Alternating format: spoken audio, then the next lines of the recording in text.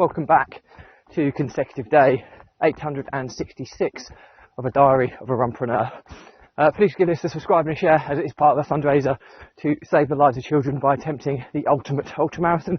All the information is in the link in the comments below. Thank you for your support as always, and let's get started.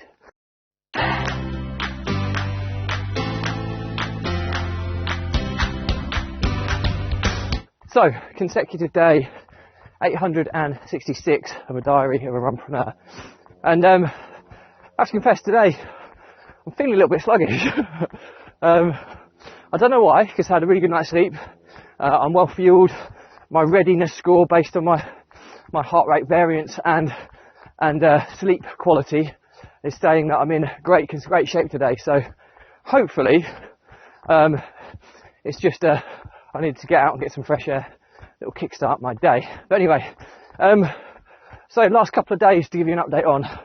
Well, on Wednesday, I met my business partner Jack, and we picked up, as he's been away on holiday, so we picked up on where we are and the plans for the coming weeks and months. And it's really, really important that as business partners, especially in today's day and age, you have regular meetings just to realign, performance of where you're up to and future targets, so that you can both be completely on the same page in where you're heading. And it's a really interesting business model we have. I've talked quite a lot in the past about this brokering business models, whereby we're taking a margin and a management fee ultimately on connecting social housing providers with investor funds and landlords' property stock.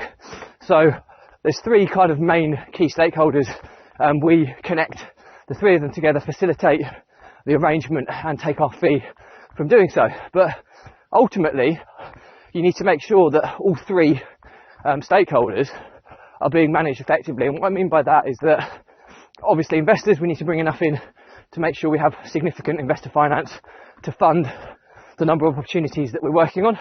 We need to have enough landlords or agents on board to ensure that we have enough property stock, and we need to make sure that we have enough social housing providers with enough demand to put enough leases, to have enough leases for the property stock we have that we're funding through the investor finance. So they all need to work in tandem to make the business model work. And at this moment in time, we have more investor finance than what we know what to do with.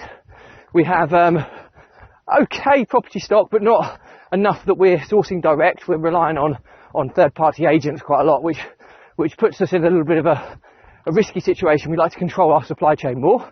So the actual property stock is an area that we need to put a lot of focus on.